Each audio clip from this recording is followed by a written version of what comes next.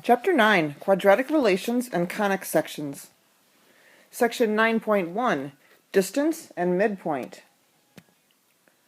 So rather than try to memorize the distance formula, let's try to think of the distance formula in terms of the common, or hopefully the common Pythagorean theorem that you've come to be familiar with. And so if we look at this triangle, and we let the bottom of this be our length A, and the other leg be our B, then the hypotenuse, which we normally will call C, but because we're looking for a distance, we'll call that D. And so the Pythagorean theorem, if you recall, is a squared plus b squared equals, in this case, d squared. And so let's take a look at what that a is. Well, that a is just the distance between my two x values. It's just a horizontal distance, so I'm just going to subtract them, x2 minus x1 squared, plus, and then my b is just that vertical distance. It's just a vertical line between my two y coordinates, so let's just subtract them and square them, and that equals d squared. And so now if you really want to solve this for d, to just find out what that d is, remember you'll just have to take the square root. So we've got the square root of d squared is d, and then taking the square root of the other side, well, we can't take the square root of each of those terms until we have numbers that we can add together and take the square root, but this would be the distance formula. So let's go ahead and look at the distance between negative 5, 1 and negative 3, 2. So let's just kind of plot roughly where those would be, negative 5, 1 and negative 3, 2. So we want to find that distance, and we could make a triangle out of that. And again, think about the Pythagorean theorem, and that's our d. So the distance, d squared, equals, and then the distance between my two x's, well, that's negative 5 minus a negative 3 squared, plus the distance between my two y's is 2 minus 1 squared. So d squared equals, changing the double negative to a positive, I get negative 2 squared plus 1 squared. So 4 plus 1. And if you were to take the square root at this point, you need to make sure that you realize that this is not the square root of each of those individually. You cannot do that. If you were to take the square root of the left-hand side and the right-hand side, you need to realize that that's actually the square root of 5, which then is approximately 2.24. So how can we apply this to a triangle? Well, let's first of all recall what each of these kinds of triangles are.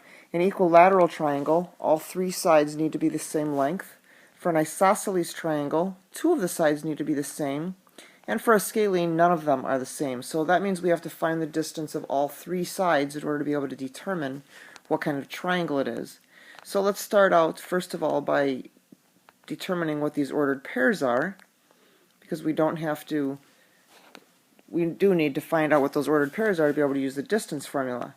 So the distance between d and e is the square root of the x minus the x squared, plus the y coordinate of the d minus the y coordinate of the e squared. And then the square root, well, negative 3 minus 2 is negative 5, squared is 25, and then 3 minus 1 is 2, squared would be 4, and so this is the square root of 29.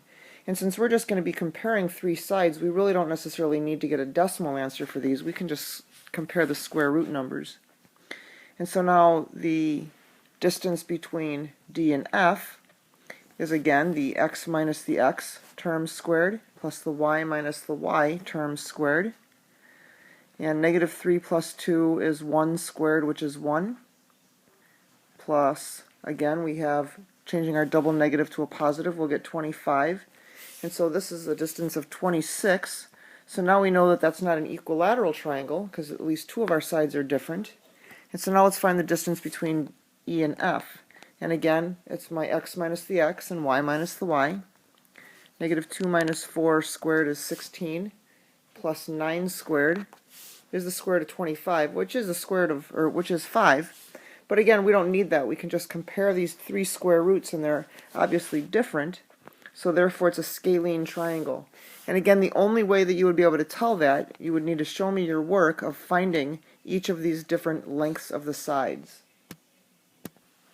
So now let's move along to the midpoint.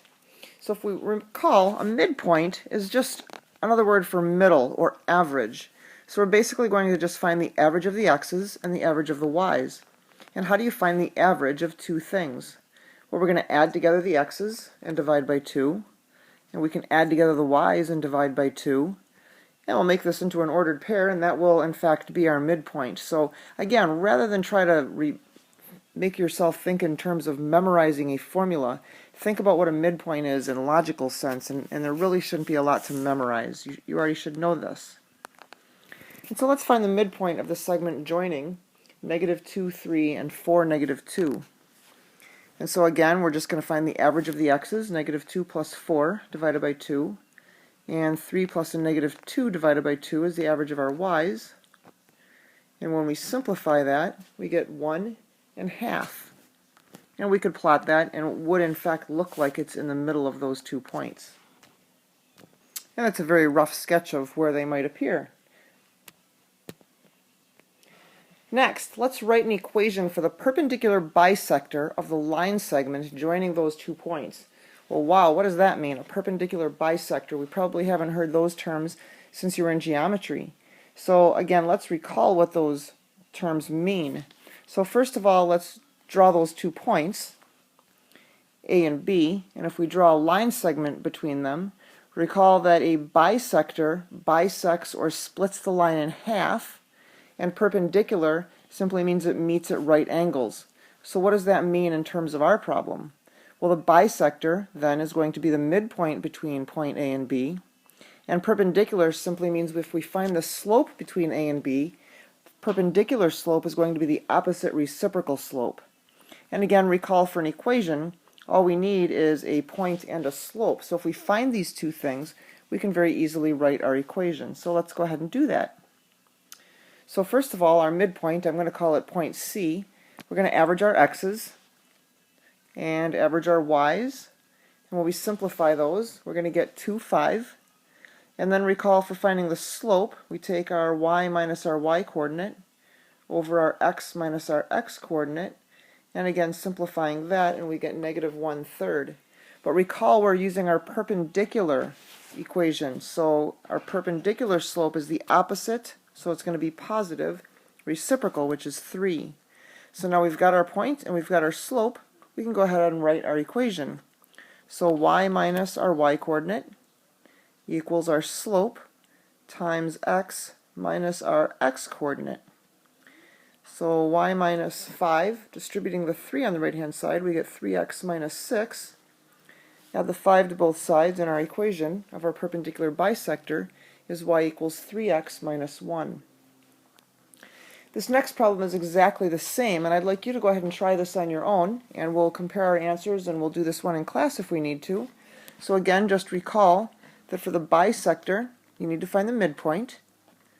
Perpendicular means you're going to find the opposite reciprocal slope. So first of all, find the slope between point C and D, and then find the opposite reciprocal of that. And then write your equation with your point, the midpoint, and the slope using the point-slope formula, or if you prefer, you can use slope-intercept formula. And now our last problem. Use the given distance, d, between the 2 points to find the value of x. So again, let's think about our distance formula. D squared equals a squared plus b squared. And let's just put in what we know. So my d is 6 square root of 2 squared equals, then remember the a is just the distance between the x's, so x minus the -4 squared, plus our b squared is the distance between our y, 7 minus 1 squared.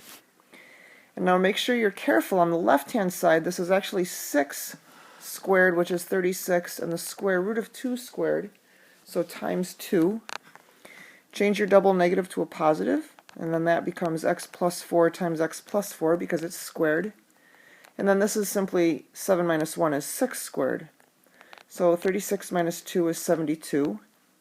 When we FOIL this, multiply this side together, x squared plus 4x plus 4x plus 16. Don't forget that 6 squared is 36. Combining our like terms on the right-hand side. And now let's go ahead and bring that 72 over. So now we've got a quadratic, which we can hopefully simply factor. And we find that x equals 2 and x equals -10. So let's make sure we understand what this means. So we have this point, negative 4, 1. And we need to find the coordinate that's up 7, and it's going to be to the left 10 and to the right 2, and those two distances are going to be the same. In fact, it's going to be 6 square roots of 2. Alright, so that's the first section. If you have any questions, please make sure you're bringing them to class. Please make sure you try to do example 5 that we didn't do. And this is a new chapter with new challenges, and I challenge you to try to come to class and ask at least one question per day. It's going to help you and it's going to help your peers. And we'll see you tomorrow.